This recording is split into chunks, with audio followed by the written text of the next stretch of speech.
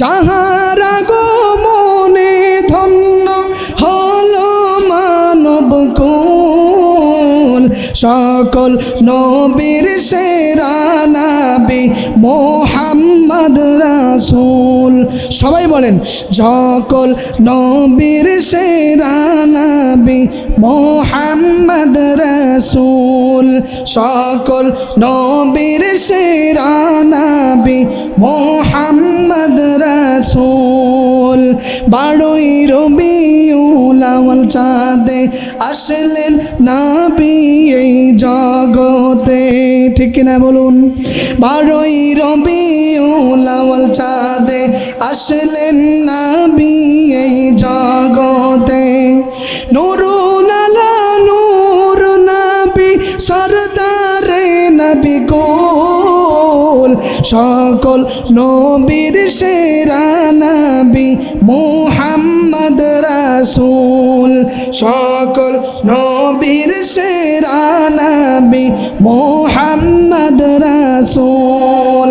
নবী যদি না হইতো আসমান জমিন না বানাইতো, নবী যদি না হইতো আসমান জমিন না বানাইতো। নবীর রঙে রঙিন হলো তামাম জাহান কুল, সকল নবীর সেরা নবী মুহাম্মদ রাসূল, সকল নবীর সেরা নবী মুহাম্মদ রাসূল। জোরে বলেন আল্লাহু আকবার, আর জোরে বলেন আল্লাহু আকবার। সকল নবীর সেরা নবীর নাম কি? আরো জোরে বলেন নাম কি? সকল নবীর সেরা নবী হলো হযরত মুহাম্মদুর রাসূলুল্লাহ সাল্লাল্লাহু আলাইহি ওয়াসাল্লাম। আল্লাহ পাক নবীর উপরে কোরআনখানা নাজিল করে দিলেন। এই কোরআনখানা নাজিল হওয়ার পরে আমার নবী বিশ্ব নবী, আমার ভাইরা রে, আমার নবী বিশ্ব নবী কোরআনের দাওয়াত প্রচার করা শুরু করলেন, কোরআনের দাওয়াত দেওয়া শুরু করে দিলেন। এমন সময় আমার নবী বিশ্ব নবী জনাবে মুহাম্মদুর রাসূলুল্লাহ সাল্লাল্লাহু আলাইহি সাল্লাম কোরআনের দাওয়াত কাফেরদের মাঝে প্রচার করলো। আবু জেহেল উতবা সাহেবা বলল, না রে না, এই কোরআনের দাওয়াতকে পুরো পৃথিবীর মধ্যে প্রচার করলে চলবে না, যেমনি ভাবেই হোক এই কোরআনের দাওয়াত বন্ধ করা লাগবে, কোরআনের দাওয়াত বন্ধ করা লাগবে। এই কোরআনের দাওয়াত পুরো পৃথিবীর মধ্যে চলতে পারে না, এই কোরআনের আলোকে নিভিয়ে দাও। বলেন তো দেখি, পুরো পৃথিবীর শক্তি মিলে এই কোরআনের আলোকে নিভিয়ে দিতে পারবে? পারবে? কোরআনের আলোকে নিভিয়ে দিতে পারবে না, কারণ এই কোরআনের মালিক দুনিয়ার কেউ নয়, কোরআনের মালিক কে? আরো জোরে বলেন মালিক কে? আমাদের মালিক কে? আরো জোরে বলেন আমাদের মালিক কে? সকল কিছুর মালিক হচ্ছে আল্লাহ। আল্লাহ ছাড়া অন্য কোনো মালিক, অন্য কোনো খালিক নাই, অন্য কোনো বিধানদাতাও নাই। আল্লাহই হচ্ছে আমাদের মালিক। জোরে বলেন আল্লাহু আকবার, আরো জোরে বলেন আল্লাহু আকবার। আল্লাহ আমার রব, এই রবি আমার সব, আল্লাহ আমার রব, এই রবি আমার সব।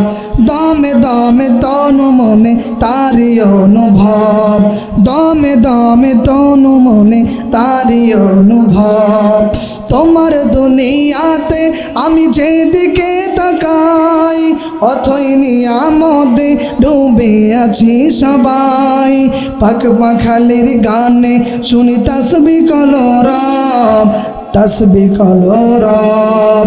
আল্লাহ আমার রব, এই রবি আমার সব, আল্লাহ আমার রব, এই রবি আমার সব। দমে দমে তনু মনে তারি অনুভব, দমে দমে তনু মনে তারি অনুভব। জোরে কান মারহাবা, আর জোরে বল মারহাবা। আমাদের মালিককে, আরো জোরে বলেন আমাদের মালিককে, আর আমাদের মালিক হচ্ছে আল্লাহ তাআলা। আল্লাহ পাক রব্বুল আলামিন নবীকে বলল, নবী আমার, আপনি তামাম পৃথিবীর জমিনের মধ্যে কোরআনের দাওয়াত প্রচার করিয়ে দেন।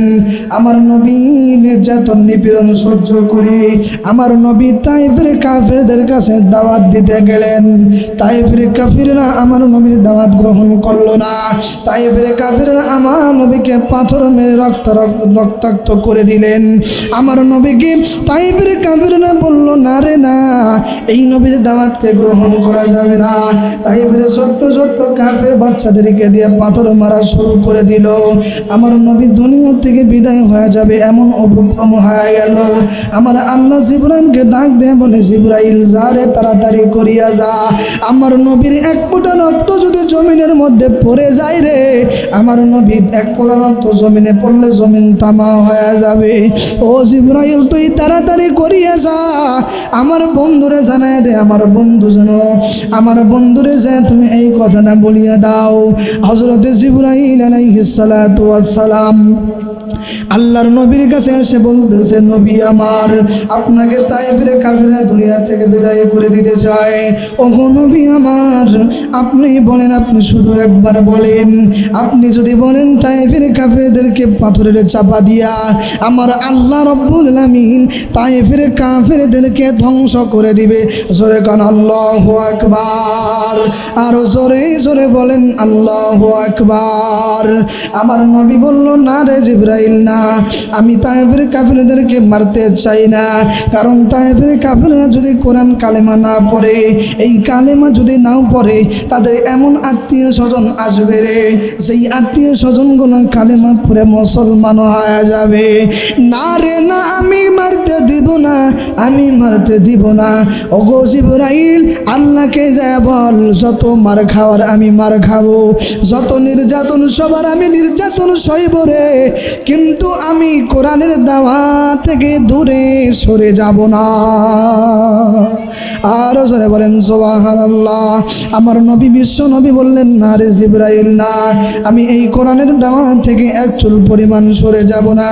আমার নবী বিশ্ব নবী এই জুলুম নির্যাতন নিপীড়ন সহ্য করে আমার নবী বিশ্ব নবী কোরআনের দাওয়াত দেওয়া শুরু করে দিলেন। এই কোরআনের দাওয়াত বাংলাদেশের জমিনের সব জায়গায় চলবে। কোরআন দিয়ে রান্নাঘর থেকে পার্লামেন্ট চলবে, কোরআন দিয়ে সমাজ চলবে, কোরআন দিয়ে রাষ্ট্র চলবে। কথা বলেন ঠিক কিনা? আরো জোরে বলেন কথা ঠিক কিনা? কোরআন ছাড়া অন্য কোনো সংবিধান আমরা মেনে নিতে রাজি না। কথা বলেন ঠিক কিনা? আল্লাহ বলে, দুনিয়ার মানুষ শুনিয়ে নাও, আল্লাহ বলে, দুনিয়ার মানুষ শোনো, এই কোরআন আমি তোমাদেরকে কেন দিলাম বান্দা জানোনি? এই কোরআন দেওয়ার কারণ হলো, এই কোরআন থেকে তোমরা সকল সমস্যার সমাধান পেয়ে যাবা, এই কোরআন থেকে সকল সমস্যার সমাধান পেয়ে যাবা। আচ্ছা বলেন তো দেখি, কোরআন ছাড়া অন্য কোনো কিতাবকে সমাধান দিতে পারবে? আরো জোরে বলেন, কি সমস্যার সমাধান দিতে পারবে? একমাত্র সমস্যার সমাধান দেওয়ার কোরআনের নাম আল কোরআন। সমাধান চাও যদি জীবনে মরণে, খুঁজে নাও ফিরে যাও, চোখ রাখো কোরআনে। সমাধান চাও যদি জীবনে মরণে, খুঁজে নাও ফিরে যাও, চোখ রাখো কোরআনে। এ বাণী সকলে নয় শুধু মুমিনের, যারাই চলবে মেনে ফল পাবে কোরআনের। ঘরে বলো কিংবা বাইরে বলো, ঘরে বলো কিংবা বাইরে বলো, অশান্তি দূর করে শান্তি আনে। সমাধান চাও যদি জীবনে মরণে, খুঁজে নাও ফিরে যাও, চোখ রাখো কোরআনে। খুঁজে নাও ফিরে যাও, চোখ রাখো কোরআনে। একমাত্র সমাধান দিতে পারবে, বলেন তো এই কিতাবের নাম কি? এই আরো জোরে বলেন, এই কিতাবের নাম কি? কোরআন ছাড়া অন্য কোনো কোরআন সমাধান দিতে পারবে না। একমাত্র কেবলমাত্র কোরআন সকল সমস্যার সমাধান দিয়ে দিবে। চিৎকার দিয়ে বলেন আল্লাহু আকবার। আমার নবীর উপরে যখন কোরআনটা নাজিল হয়ে গেল, আমার চারপাড়ার মুসলমান লম্বা কথা নয়, আমার নবীর উপরে কোরআনখানা নাজিল হওয়ার পরে আমার নবী বিশ্ব নবী জনাবে মুহাম্মদুর রাসূলুল্লাহ সূরা বাকারার প্রথম আয়াত যখন নাজিল হলো, আলিফ লাম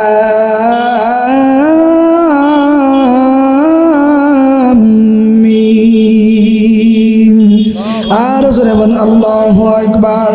আমার নবীর উপরে আলিফ লাম মিম নাজিল হওয়ার পরে আলিফ লাম মিম দ্বারা আল্লাহ পাক কি বোঝাইতে চায়, ও সালোবারের মুসলমান সময় পাবো না, শর্টকাট করে বলিয়ে যায়। আল্লাহ পাক রব্বুল আলামিন বোঝাইতে চায় আলিফ একটা হরফ, লাম একটা হরফ, মিম একটা হরফ। আল্লাহ পাক রব্বুল আলামিন বোঝাইতে চায় আলিফ লাম মিম। আলিফ লাম মিম দ্বারা আল্লাহ বোঝাইতে চায় দুনিয়ার মধ্যে কোনো বান্দা বান্দি যদি এই তিনটি হরফ তেলাওয়াত করে, আমি আল্লাহ তাকে 30টা নেকি তার আমলনামায় দিয়া দে। আর জোরে বলেন সুবহানাল্লাহ। আল্লাহ পাক রব্বুল আলামিন 30টা নেকি দিয়া দেয়। এ দুনিয়ার মুসলমান শুধু তাই নয়, দুনিয়ার মধ্যে যদি কোনো উম্মতি দুনিয়ার মধ্যে যদি পুরা কোরআন তেলাওয়াত করে, আমার আল্লাহ ওই বান্দা বান্দির উপরে খুশি হয়া পুরা কোরআন তেলাওয়াত করার নেকি আমল নামা দিয়া দেয়। কয় নেকি? আলিফ লাম মিম তেলাওয়াত করলে 30 নেকি রব্বুল আলামিন দিয়ে দেয়। আমার ভাইরা লম্বা কথা নয়, সে কথা বলতেছিলাম। আল্লাহ পাক রব্বুল আলামিন কয় জালিকাল কিতাবু লা রাইবা ফি, জালিকা দ্বারা ওই কিতাবকে বোঝানো হয়েছে কোন কিতাব? জালিকাল কিতাব দ্বারা রব্বুল আলামিন লৌহে মাহফুজের কোরআনকে বোঝানো হয়েছে। এই সালোপাড়ার মুসলমান লৌহে মাহফুজ কোথায়?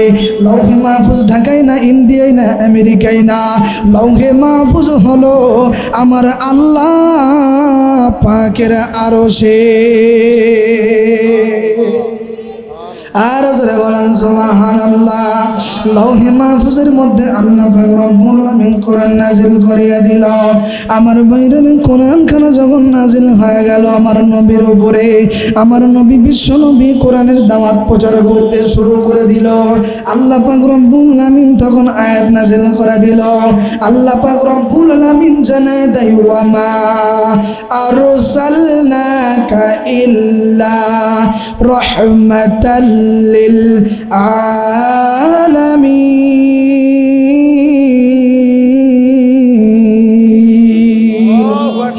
আল্লাহ পাক বললেন, নবী আমার আপনি তামাম পৃথিবীর জন্য রহমত।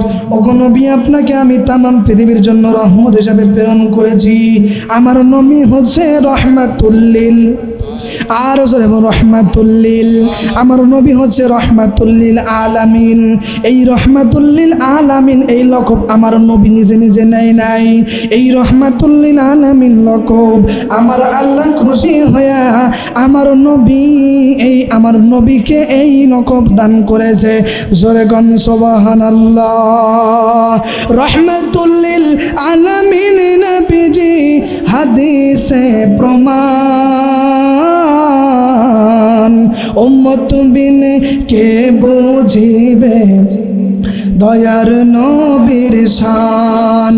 রহমাতুল লিল আলামিন নবীজি হাদিসে প্রমাণ, উম্মত বিনে কে বুঝিবে দয়ার নবীর শান। নবী আমার মদিনার বুলবুল, আমার আল্লাহ ভালোবেসে নামটি দিল মুহাম্মদ রাসূল। আল্লাহু আকবার। নবী আমার মদিনার বুলবুল, আমার আল্লাহ ভালোবেসে নামটি দিল মুহাম্মদ রাসূল।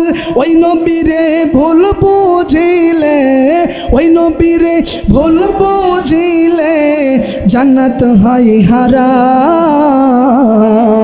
উম্মত বিনে কে বুঝিবে দয়ার নবীর শান। উম্মত বিনে কে বুঝিবে দয়ার নবীর শান। আমার নবী হলো রহমাতুল লিল রহমাতুল লিল আলামিন। আমার নবী হচ্ছে তামাম পৃথিবীর জন্য রহমাতুল লিল আলামিন। আমার নবী হচ্ছে তামাম পৃথিবীর জন্য রহমত স্বরূপ। আমার আল্লাহ পাক রব্বুল আলামিন জানায় দেয়, নবী আমার, আপনি তামাম পৃথিবীর জন্য রহমত। আমার নবী রহমাতুল লিল আলামিন, রহমাতুল লিল আলামিন, সর্বশ্রেষ্ঠ নবী। আমার নবী বিশ্ব নবী। যেদিন দুনিয়া থেকে বিদায় হয়ে যাবে, আমার নবী বিশ্ব নবী দুনিয়া থেকে বিদায় হওয়ার আগ মুহূর্তে আম্মা জান আয়েশাকে বলে, আয়েশা রে, আমি আর বেশিক্ষণ পৃথিবীতে থাকতে পারবো না, কখন জানি আমি বিদায় হয়ে চলে যাবো। আয়েশা রে, আমার আর কোনো কিছু ভালো লাগে না, আমার আর কোনো কিছু ভালো লাগতেছে না। আয়েশা, আমি অল্প কিছুক্ষণের মধ্যে দুনিয়ার মায়া ত্যাগ করে চলিয়া যাব। আম্মা জান আয়েশা বলে, নবী গো, মসজিদে নবীর মধ্যে ইমামতির দায়িত্ব কে পালন করবে? আম্মা জান আয়েশা এই কথা বলার সঙ্গে সঙ্গে আমার নবী বলে, ওগো আয়েশা রে, আমার প্রিয় সাহাবী হযরতে আবু বকরকে ইমামতির দায়িত্ব দিয়ে দাও। আবু বকর যেন সঠিক সময়ে নামাজ আদায় করিয়া নেয়। এ দুনিয়ার মুসলমান আমার বাইরে রে, সালপাড়ার মুসলমান লম্বা কথা নয়। আমার নবী বলল, ও আয়েশা রে, আমার ভালো লাগে না, আমি কখন জানি দুনিয়া থেকে বিদায় হয়ে যাব। আমার বাইরে লম্বা কথা নয়, দেখেন তো 2 ফোঁটা চোখের পানি ফলাইতে পারেন কিনা। আমার নবী বিশ্ব নবী জনাবে মুহাম্মদুর রাসূলুল্লাহ সাল্লাল্লাহু আলাইহি ওয়াসাল্লাম বলল, আয়েশা, আমি আর বেশিক্ষণ দুনিয়ার মধ্যে থাকতে পারবো না রে, আমি আর বেশিক্ষণ দুনিয়ার মধ্যে থাকবো না। ও আয়েশা, আমি আর দুনিয়ার মধ্যে বেশিক্ষণ থাকবো না রে আয়েশা। ও আয়েশা, আমি অল্প সময়ের মধ্যে বিদায় হয়ে চলে যাব। তবে আয়েশা শুনিয়ে নাও, আমার ঘরের দরজার মধ্যে এমন একটা অতিথি আসবে, আমার ঘরের দরজার মধ্যে এমন একটা মেহমান চলে আসবে, যেই মেহমানকে তুমি দরজাটা খুলিয়া দিবা, কোনো কথা বলবা না, দরজাটা খুলিয়ে দিবা রে আয়েশা। ওই দরজাটা খুলিয়ে দেওয়ার পরে মেহমানকে ভিতরে আসার জন্য ব্যবস্থা করিয়া দিবা। আম্মা জান আয়েশা আল্লাহর নবীর কথা শুনে চুপচাপ বসে আছে। এমন সময় আল্লাহর নবীর ঘরের দরজার মধ্যে টোকা মারলো মেহমান।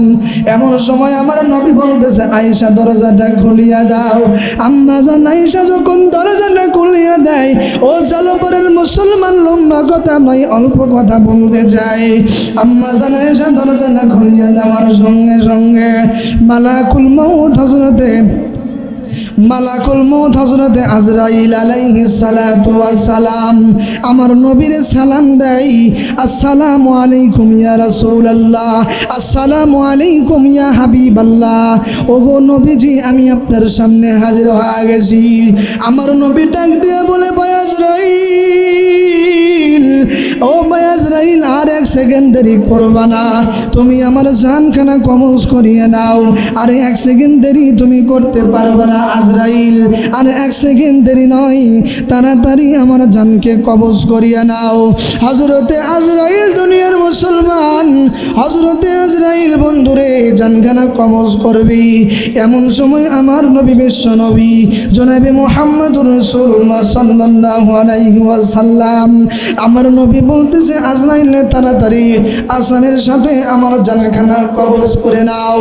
ওই দিক থেকে আল্লাহ পাক রব্বুল আলামিন জিবরাইলকে পাঠিয়ে দিয়ে বলে, জিবরাইল রে, তুই তাড়াতাড়ি করে আমার বন্ধুর কাছে চলিয়া যা, তুই তাড়াতাড়ি আর দেরি করবি না, আমার বন্ধুর কাছে যা জানায়া দে, আমার বন্ধুরে বলবি আমার বন্ধুর জান কবজ করতে যেন কোনো কষ্ট না হয়, আমার বন্ধুর জান কবজ করতে যেন কোনো সমস্যা না হয়, আমার বন্ধুর জান কবজ করতে আমার বন্ধু যেন কোনো কষ্ট না পায় রে, তুই তাড়াতাড়ি করিয়া আজরাইলকে বলে দে। আল্লাহর নবী বিশ্ব নবীর জান কবজ হয়ে যাবে। হযরতে আজরাইলকে বেশে বলল, আজরাইল ভাই, আমার নবী বিশ্ব নবীর জান যেন কবজ করতে কোনো সমস্যা না হয়, বিশ্ব নবীর জান খুব আসানের সাথে কবজ করবেন। এ দুনিয়ার মুসলমান ছিল পাড়ার ভাইরা রে, আমার নবীর জানখানা যখন কবজ হয়ে গেল, আমার নবী দুনিয়া থেকে বিদায় হয়ে চলে গেল। এইদিকে আবু জেহেল উতবা সাহেবা খুশিতে আত্মহারা হয়ে গেল। এইদিকে বিশ্ব নবীর সাহাবা হযরতে আলী, হযরতে ওমর পাগল হয়ে গেছে, হাসান হোসাইন পাগল হয়ে গেছে। নানা কইরে, নানাকে আজকে থেকে নানা বলে ডাকতে পারবো না। সাহাবীরা বলে আজ থেকে কার কাছ থেকে হাদিসের গল্প শুনবো, কার কাছ থেকে বয়ান শুনবো রে, আজ থেকে নবীরে আর পাবো না। এমন সময় আমার নবী বিশ্ব নবীর সাহাবীরা বেজার হয়ে গেল, আমার নবীর সাহাবীরা কান্নায় ভেঙে পড়ল। এমন সময় বন্ধুরি হযরতে হাবশী বেলাল, হযরতে বেলাল হাবশী গোলাম হযরতে বেলাল রাদিয়াল্লাহু তাআলা আনহু বাড়ি থেকে ছুটি কেটে এসে দেখে বিশ্ব নবী দুনিয়ায় নাই। বিশ্ব নবীকে কবরস্থ হয়ে গেছে, কবর সম্পন্ন হয়ে গেছে। হযরতে বেলাল সাহাবীদেরকে ডাক দিয়ে বলে, সাহাবীরা রে, আমার নবী কই রে, আমার নবী কেন নাই, আমার নবী কেন মসজিদে নববীর মধ্যে নাই? সাহাবীরা ডাক দিয়ে বলে, বেলাল, আমার নবী আজ থেকে কোনো হাদিসের গল্প করবে না রে, আমার নবী আজ থেকে আর কোনো গল্প করবে না, আমার নবীর মুখ থেকে আর কোনো কথা শোনা যাবে না, আমার নবী দুনিয়া থেকে বিদায় হয়ে চলে গেছে। বেলাল কান্নায় ভেঙে পড়ে বলে, নবী আমার, আজ থেকে আমি কার কাছে হাদিসের গল্প শুনবো? ওগো নবী, আপনি আমারে মসজিদে নববীর মধ্যে নিয়ে আসার পরে আমাকে আপনি চাকরির ব্যবস্থা করিয়া দিয়েছিলেন, আমি নবী ভালোভাবে কথাও বলতে পারি না গো নবী। আপনি আমাকে আপনি আমাকে মুয়াজ্জিনের দায়িত্ব দিয়ে দিয়েছিলেন, আপনি আমাকে মুয়াজ্জিনের দায়িত্ব দিয়ে দিয়েছিলেন, আপনি আমাকে মুয়াজ্জিন হিসাবে নিযুক্ত করেছিলেন, আপনি আমাকে মুয়াজ্জিন বানিয়ে দিয়েছিলেন। ওগো নবী, আমি কথা বলতে পারি না, কিন্তু আমারে আপনি মুয়াজ্জিনের দায়িত্ব দিয়েছিলেন। ওগো নবী, আপনি নবীকে ছাড়া আমি বেলালের মদিনায় ভালো লাগে না, ভালো লাগার জায়গা মদিনা, ভালোবাসার জায়গা মদিনা। একজনে জবান বন্ধ না সবাই, ভালো লাগার জায়গা মদিনা, ভালোবাসার জায়গা মদিনা। এত সুন্দর জায়গা কোথাও দেখি না, এত সুন্দর জায়গা কোথাও দেখি না, সাজিয়েছেন শাহে মদিনা, ভালো লাগার জায়গা মদিনা। আমার জীবনে অনেক বেশি গুনাহ, আমার জীবনে অনেক বেশি গুনাহ, তাই হাবিবের কদম ছাড়বো না, ভালো লাগার জায়গা মদিনা, ভালোবাসার জায়গা মদিনা, ভালো লাগার জায়গা মদিনা। আল্লাহকে যারা ডাকিবে ভাবে, আল্লাহর আপন তারাই হবে। আল্লাহু আকবার, আর জোরে বলেন আল্লাহু আকবার। আল্লাহকে যারা ডাকিবে ভাবে, আল্লাহর আপন তারাই হবে। ইহকালে শান্তি, পরকালে মুক্তি দিবেন তাদের আল্লাহ তাআলা। লা ইলাহা, জোরে লা ইলাহা, জোরে লা ইলাহা, লা ইলাহা ইল্লাল্লাহু মুহাম্মাদুর রাসূলুল্লাহ সাল্লাল্লাহু। আমার ভাইরা, যে কথা বলতেছিলাম, চলো পাড়াবাসী, আপনাদের কষ্ট হয়? এই যে দেখুন, কোনো কষ্ট হয়? কষ্ট নয় বন্ধুরা, যে কথা বলতেছিলাম, আল্লাহর নবী বিশ্ব নবীকে ছাড়া মদিনায় ভালো লাগে না, আমার নবী বিশ্ব নবীকে ছাড়া মদিনায় ভালো লাগে না। কাফের বেঈমানরা বলল, নবী আজ থেকে নাই, নবী নাই, এখন আমাদের দাওয়াতি কাজ চালানো যাবে। আজকে নবী নাই, আর কোরআনের দাওয়াতকে চালু করে, কোরআনের দাওয়াত চালু করার আর কারো পারমিশন নাই, কোরআনের আয়াত দাওয়াত চালু করার আর কোনো অনুমতি নাই। এখন যা করব আমরা, আমাদের কোনো ভুল ধরতে পারবে না। এমন স্বৈরাচার বাংলাদেশের জমিন থেকে গেছে না যায় নাই? এ জোরে কোন গেছে না যায় নাই? আল্লাহ তোমার দরবারেতে হাজার শুকরিয়া, হাসিনা পালাইছে রে দেশটা সারিয়া, হাসিনা পালাইছে রে। কোথায় আওয়ামী লীগ, কোথায় কাদের জালিমের গরম গরম কথা, খেলা হবে খেলা হবে খেলা হবে বলে কাকা গেল পালাইয়া, হাসিনা পালাইছে রে দেশটা সারিয়া। কথা বলেন ঠিক কিনা? আরো জোরে বলেন কথা ঠিক কিনা? আমার বাইরের লম্বা কথা নয়, যে কথা বলতেছিলাম বন্ধু, হযরতে বেলাল বলল নবীজিকে ভালো লাগে না, আমার নবীজিকে হারানোর পরে ভালো লাগে না। হযরত বেলাল আমার নবীর ব্যথায় ব্যথিত হয়ে গেলেন। আমার ভাইরা রে, আমার নবী বিশ্ব নবী বেলালকে ডাক দিয়ে বলে, বেলাল, আমার নবী বিশ্ব নবী দুনিয়া থেকে বিদায় হলো। আমার ভাইরা রে, আমার নবী দুনিয়া থেকে বিদায় হওয়ার পরে সমস্ত সাহাবীরা কান্নায় ভেঙে পড়ল। আমার ভাইরা রে, আমার নবীর অনুকরণ করার দরকার আছে না নাই? আরো জোরে জোরে বলেন তো, আছে না নাই? নবীর অনুসরণ করে জান্নাতে যেতে চান কারা? দুই হাত তুলে আল্লাহরে দেখান। আরো জোরে সবাই দুই হাত তোলেন। আমরা সবাই আল্লাহ পাকের জান্নাতে যেতে চাই, কথা বলেন ঠিক কিনা? আল্লাহ পাকের জান্নাতে কারা কারা যেতে চান আরেকবার দুই হাত তোলেন। আল্লাহ তোমার জান্নাতে যাব, বলেন না, আল্লাহ তোমার জান্নাতে যাব, নবীর পথে চলতে চলতে জীবন গড়াবো, নবীর সুন্নাত মেনে মেনে জীবন চলাবো। আল্লাহ তোমার জান্নাতে যাব, আল্লাহ তোমার জান্নাতে যাব, আল্লাহ তোমার জান্নাতে যাব। আল্লাহ কবুল করুক, সবাই কোন আমিন। আরো জোরে বলেন আমিন। আমরা আল্লাহ পাকের জান্নাতে সবাই মিলে একসাথে যেতে চাই। আল্লাহ পাক সবাই রে জান্নাতের মেহমান বানায় দিক। জোরে আরেকবার কোন আমিন। আরো জোরে জোরে কোন আমিন। মা বোনদের আলোচনা করার দরকার আছে না নাই? জোরে কোন আছে না নাই? অল্প সময়ের মধ্যে প্রধান বক্তা আগমন করবেন।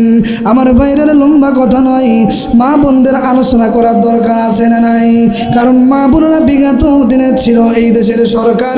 আওয়াজ করে আরেকবার বলেন কথা ঠিক কিনা? এই জন্য মা বোনদের আওয়াজ করার দরকার আছে।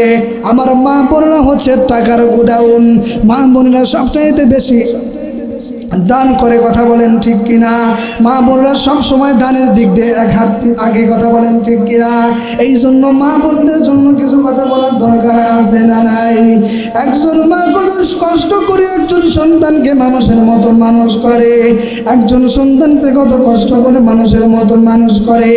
মেডিকেল সায়েন্স প্রমাণ করে যখন সন্তান দুনিয়ার মধ্যে আগমন করবে রে, এমন সময় সন্তান যখন পেটের মধ্যে চলে আসে, ওই পেটের মধ্যে সন্তান আসার পরে, ওই সন্তান পেটের মধ্যে আসার পরে আল্লাহ পাক রব্বুল আমিন ওই সন্তানের দুইটা পা মার কলিজার সাথে অ্যাডজাস্ট করে দেয়। মেডিকেল সায়েন্স প্রমাণ করে চালো পারার ভাইরা রে, ওই মার কলিজার মধ্যে যখন পাটা লাগায় দেয়, মেডিকেল সায়েন্স প্রমাণ করে দুনিয়ার মধ্যে যতগুলো মানুষ আছে রে, ওই সকল মানুষ মার কলিজার মধ্যে ৩,৫০০ বার মার কলিজার মধ্যে লাথি মারে, ৩,৫০০ বার মার কলিজার মধ্যে লাথি দেয়। এই লাথি মারতেই থাকে। দুনিয়ার মধ্যে যদি স্বাভাবিকভাবে কোনো মার কলিজার মধ্যে আঘাত করা হয়, দুনিয়ার মধ্যে যদি কোনো মার কলিজার মধ্যে আঘাত করা হয়, মেডিকেল সায়েন্স প্রমাণ করছে দুনিয়ার মধ্যে ওই মানুষ মারা যাবে। কিন্তু আল্লাহর বান্দি, ওই সন্তান আল্লাহর বান্দির কলিজার মধ্যে ৩,৫০০ বার লাথি মারে। আল্লাহর বান্দি দুনিয়ার মধ্যে থেকে বিদায় হয়ে যার অতিক্রম হয়ে যায়। এমন সময় সন্তান শেষে যে লাথিটা মারে, ওই লাথি মারার সঙ্গে সঙ্গে মার কলিজা ফেটে 2 ভাগ হয়ে যায়। এ দুনিয়ার মুসলমান মার কলিজা ফেটে যায়, তারপরে মা কিছু বলে না, সহ্য করে। মার কলিজার মধ্যে লাথি মারার পরে মা শুধু পানি চায়, পানি দেয় না, পানি দেওয়া হবে না। মার কলিজা শুইকা যায়, মা শুধু একের পরে এক পানি চায়। মেডিকেল সায়েন্স প্রমাণ করে মাকে যদি ওই সময় পানি দেওয়া হয়, মাকে ওই সময় পানি দিলে মা দুনিয়া থেকে বিদায় হয়ে যাবে। ওই সময় মাকে পানি দেওয়া হবে না। ওই সময় পানি না দিলে মার কলিজা পেটে চৌচিরা হয়ে যায়। মেডিকেল সায়েন্স বলে দুনিয়ার মুসলমান বোন, আল্লাহ পাক রব্বুল আলামিন জানিয়ে দেয়, মানুষ শুনিয়া নাও, দুনিয়ার মানুষ বলে ওই কলেজারে ফেটে যায়, মেডিকেল সায়েন্স প্রমাণ করে ওই কলেজা জোড়া লাগানোর মতো এমন কোনো মেডিসিন বাংলাদেশের মধ্যে তৈরি হয় নাই। পুরা বাংলাদেশের মধ্যে, পুরা পৃথিবীর মধ্যে কোনো মেডিসিন তৈরি হয় নাই। মেডিকেল সায়েন্স বলে এই ফাটা দাগ বন্ধ করার জন্য কি মেডিসিন ব্যবহার করবে? বলে এই ফাটা দাগ বন্ধ করার জন্য কোনো মেডিসিন ব্যবহার করা যাবে না, এই ফাটা দাগ বন্ধ করার জন্য কোনো মেডিসিন নাই, এই ফাটা দাগ বন্ধ এমনিতেই হয়ে যাবে। মেডিকেল সায়েন্স প্রমাণ করে ওই সন্তান যখন দুনিয়ার মধ্যে ভূমিষ্ঠ হয়ে যায়, ওই সন্তান যখন দুনিয়ার মধ্যে ভূমিষ্ঠ হয়ে যায়, ওই সন্তান ভূমিষ্ঠ হওয়ার পরে যখন মার বুকের মধ্যে যখন আশ্রয় পায়, মার বুকের মধ্যে আসার সঙ্গে সঙ্গে অঙ্গা অঙ্গা করে যখন কান্না করে, মেডিকেল সায়েন্স প্রমাণ করে মা যত সন্তান যত কান্না করবে ওই মায়ের ফাটা দাগ তত বন্ধ হয়ে যায়। আর জোরে জোরে বলেন আল্লাহু আকবার। এ চলো পরের মুসলমান, ওই মার সন্তান আমিও তুমিও, ওই মার কলিজার মধ্যে আমিও ৩,৫০০ বার লাথি মারছি। এই চলো পরেন এমন কোনো মানুষ নাই ৩,৫০০ বার লাথি মারে নাই। এ বন্ধু, আমিও ৩,৫০০ বার লাথি মারছি, তুমিও ৩,৫০০ বার লাথি মারছো। আমার তোমার মা কত কষ্ট পাইছে, তারপরে ওই সন্তানকে বলে নাই সিজার করে যখন মা সন্তান যখন বের করিয়া দিল, ওখানে যারা নার্স থাকে ওই নার্সকে মা বলতেছে আমার সন্তান কই, আমার কলিজার টুকরা সন্তান রে আমার বুকের উপরে নিয়ে আয়, আমি একটু আমার কলিজার টুকরা সন্তানকে দেখতে চাই, আমি একটু আমার কলিজার টুকরার চেহারা দেখব। এ বাবা, কত মা সিজার হতে গিয়ে দুনিয়া থেকে বিদায় হয়ে যায়। চোখের সামনে কত মা দেখলাম ভালোভাবে অপারেশন থিয়েটারের মধ্যে ঢোকে, কিন্তু বের করে মরা লাশ। এমন মানুষ আছে না নাই? এমন মা বোন আছে না নাই? দুনিয়া থেকে সন্তান প্রসব করতে বিদায় হয়ে যায়। সন্তান যখন দুনিয়ার মধ্যে ভূমিষ্ঠ হয়ে যায়, সন্তান মা ডাক দিয়ে বলে আমার কলিজার টুকরা সন্তান কই, আমার কলিজার টুকরা সন্তানকে একটু আমার কাছে নিয়ে আয়, আমি একটু কলিজার টুকরা সন্তানকে দেখতে চাই, আমার ক্ষুধা তৃষ্ণা মিটাইতে চাই। জোরে বলেন মারহাবা, আরো জোরে জোরে বলেন তো মারহাবা। এইরকম মার সন্তান আছে না নাই? আরো জোরে বলেন আছে না নাই? আজকে আপনার আমার মা কত কষ্ট করে আমাকে মানুষের মতো মানুষ করছে, কত কষ্ট করে দুনিয়ার মধ্যে লালন পালন করছে। ওই মা বাবার জন্য দোয়া করা দরকার আছে না নাই? ওই মা বাবার খেদমত করা দরকার আছে না নাই? ওই মা বাবার খেদমত করার কারণে বাইজিদ মুস্তামি রহমাতুল্লাহ আলাইহি জগৎ বিখ্যাত আল্লাহর ওলি হয়ে গেছে। মা বাবার খেদমত করার কারণে, মা বাবার খেদমত করার কারণে অনেক আল্লাহ পাকের বান্দারা, আল্লাহর মাহবুব বান্দারা আল্লাহ পাকের ওলি হয়ে গেছে। কথা বলেন ঠিক কিনা? মার দোয়াতে কাবা শরীফের ইমাম আব্দুর রহমান সুদাইস বড় কাবার ইমাম হয়ে গেছে। এটা একমাত্র মায়ের দোয়ার বরকতে। কার দোয়া? একটি গিলাস পানির ফলে বাইজিদের কোলে তুলে, হাত তুলে মা বলে বাইজিদ রে ওলি বানাও, হাত তুলে মা বলে বাইজিদ রে ওলি বানাও। মায়ের দোয়া লও হে মুমিন, মায়ের দোয়া লও, মায়ের দোয়া লও হে মুমিন, মায়ের দোয়া লও। বিপদে পড়বে না তুমি যখন যেথায় যাও, বিপদে পড়বে না তুমি যখন যেথায় যাও। মায়ের দোয়া লও হে মুমিন, মায়ের দোয়া লও, মায়ের দোয়া লও হে মুমিন, মায়ের দোয়া লও। ছোট্ট শিশু বাইজিদের নাম ছড়িয়েছে বিশ্ব ভুবন, ছোট্ট শিশু বাইজিদের মতো সবাই হও, ছোট্ট শিশু বাইজিদের মতো সবাই হও। মায়ের দোয়া লও হে মুমিন, মায়ের দোয়া লও, মায়ের দোয়া লও হে মুমিন, মায়ের দোয়া লও। মা বাবার দোয়া নেওয়ার দরকার আছে না নাই? এ সালোপাড়ার মুসলমান, মা বাবার দোয়া নেওয়ার দরকার আছে না নাই? মা বাবা যদি আপনার জন্য দোয়া করে আপনার জীবন হয়ে যাবে সোনাই সোহাগা। আর মা বাবা যদি বদদোয়া করে আপনার জীবন নষ্ট হয়ে যাবে। যতই আপনি বাহাদুরি করেন, টাকা পয়সার মালিক হন, ওই টাকা কোন দিক দিয়ে ফুরে যাবে নিজেও বুঝতে পারবেন না। আমার বাইরের এই জন্য মা বাবার দোয়া নেওয়ার দরকার আছে না নাই? এই জন্য বলেন আছে না নাই? মা বোনেরা অধীর আগ্রহে বসে আছেন, হুজুর আমাদের ওয়াজ করবে। আমার মা বোনদেরকে আম্মা জান আয়েশা, আম্মা জান খাদিজার মতো হওয়া লাগবে, কথা বলেন ঠিক কিনা? আমার মা বোনদের যে অবস্থা, মা বোনরা পর্দার দিক দিয়ে খুবই দুর্বল, কথা বলেন ঠিক কিনা? আরো জোরে জোরে বলেন কথা ঠিক কিনা? মা বোনদেরকে পর্দা করার দরকার আছে না নাই? আরো জোরে জোরে বলেন তো আছে না নাই? আমি মা বোনদের জন্য দুইটা আমল দিয়ে যাব। এক মা বোনদের জন্য চারটা আমল দিয়ে যাব। এক নাম্বার হলো 5 ওয়াক্ত নামাজ, 2 নাম্বার হচ্ছে স্বামীর খেদমত পর্দা, আর 4 নাম্বার হলো পরপুরুষের থেকে হেফাজত। এই 4টি আমল যদি মা বোনেরা করতে পারে, ওই মা বোনদের দ্বারা কোনো খারাপ কাজ হওয়া সম্ভব হবে না। ওই মায়েরা আর কোনো খারাপ কাজ করতে পারবে না। আল্লাহ পাক মা বোনদেরকে কবুল করুক, জোরে কোন আমিন, আর জোরে জোরে কোন আমিন। আমার ভাইরে লম্বা করবো না, মুসনাদ আহমদের একটা হাদিস বলবো। আমার ভাইরা মুসনাদে আহমদের ছোট্ট একটা হাদিস।